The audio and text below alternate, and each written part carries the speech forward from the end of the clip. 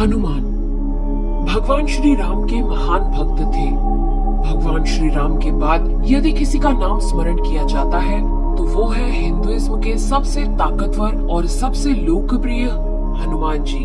इनकी बहादुरी और शौर्य की कहानी तो हर किसी ने सुनी होगी। इनके किस्से हमने रामायण और महाभारत में भी सुने हैं। हनुमान जी के बिना रामायण पूरी नहीं हो सकती। रामायण काल में जन्मे हनुमान सैकड़ों सालों बाद महाभारत काल में भी जिंदा थे। इनके अस्तित्व को हम त्रेता युग से जानते हैं। कहा जाता है कि महाभारत की लड़ाई से पहले हनुमान जी पांडवों से मिलने आए थे। पौराणिक कथाओं के अनुसार हनुमान जी को अमरता का वरदान प्राप्त था।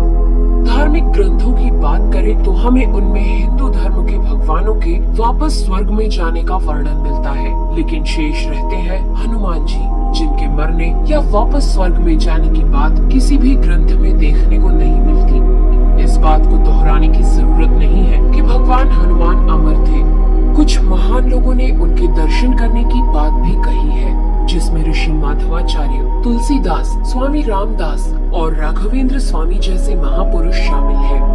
हनुमान जी को मानने वाले लोग कहते हैं कि हनुमान जी हर उस जगह पर मौजूद हैं जहां उनके भक्त उन्हें बुलाते हैं, उन्हें याद करते हैं, और हनुमान जी हर उस जगह आ जाते हैं जहां उन्हें सच्चे दिल से पुकारा जाता है। वहीं दुनिया भर में कई ऐसी जगहें हैं जहां ऐसे पैरों के निशान बने हुए हैं जिन्हें देखकर पता चलता है कि कोई ऐसा जीव मौजूद है जो आकार में बेहद विशाल है। दुनिया भर के कई अलग अलग देशों में इस तरह के विशालकाय पैरों के निशान काफी संख्या में पाए गए हैं, और वैज्ञानिकों का ये दावा है कि ये निशान किसी ऐसे जीव के हैं जिसका शरीर काफी विशाल रहा होगा। अमेरिका में कई लोगों ने काफी बार एक विशालकाय जीव को घूमते देखने की बात कही है। ऐसा माना जाता है कि अमेरिका की माया सभ्यता भी एक मंकी नामक भगवान की पूजा करती थी। इसके अलावा चीन की दंत कथा में भी एक मंकी किंग का जिक्र मिलता है, जो बहुत हद तक हमारे हनुमान जी से मिलते जुलते हैं, और ये सारे सबूत यही इशारा करते हैं कि हमारे हनुमान जी आज भी हमारी धरती पर हमारे बीच मौजूद है। इस बात का प्रमाण हमें श्रीलंका में रह रहे एक आदिवासी कबीले से मिलता है। कहते हैं जब भगवान राम ने अपना मानव शरीर छोड़ दिया था, तब हनुमान अयोध्या छोड़ भगवान राम की याद में श्रीलंका के जंगलों में पिदुरो पर्वत की तरफ चले गए, जहां जंगली आदिवासियों ने हनुमान जी की बहुत सेवा की। वहां से वापस लौटते वक्त उनकी भक्ति और सेवा से खुश होकर हनुमान जी ने इस कबीले के लोगों को ब्रह्म ज्ञान का बोध कराया, और उन्हें ये वचन दिया कि वे हर 41 साल बाद उनके कबीले के साथ रहने आएंगे और उनकी पीढ़ी को आत्म ज्ञान देंगे। साथ ही हनुमान जी ने उन्हें एक मंत्र भी दिया, काल तंतु कारे चरंती एनर मरिष्णु निर्मुक्तेर कालित्वम अमरिष्णु। और इस मंत्र को देते हुए कहा कि जब भी तुम मेरे दर्शन करना चाहो तब ये मंत्र पढ़ना, मैं पलक झपकते ही आ जाऊंगा। पर उन कबीले वालों ने हनुमान जी से पूछा कि यदि ये मंत्र किसी और के हाथ लग गया और वो इसका गलत इस्तेमाल करने लगा तब क्या?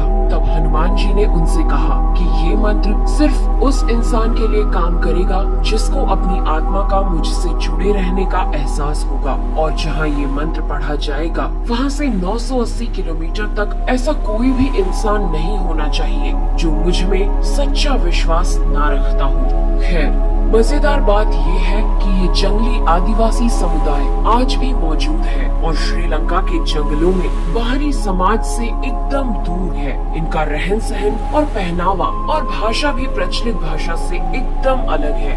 सेतु संगठन के अनुसार इस कबीलाई या आदिवासी समूह को मातंग लोगों का समाज कहा जाता है। इस समुदाय पर लोगों का ध्यान तब गया जब सेतु नामक एक आध्यात्मिक संगठन ने इस आदिवासी समुदाय की कुछ अजीब गतिविधियों को नोटिस किया। इस संगठन ने उनको और अच्छी तरह से जानने के लिए जंगली जीवन शैली अपनाई और इनसे संपर्क साधना शुरू किया। संपर्क साधने के बाद उन समूह से उन्हें जो जानकारी मिली उसे वे जानकर हैरान रह गए। दरअसल ये अजीब गतिविधियां एक पूजा का हिस्सा थी जो हर 41 साल में हनुमान जी के आने पर की जाती थी, और ये लोग इस अजीब एक्टिविटी को इसलिए करते थे क्योंकि हनुमान जी उस समय उनके साथ थे।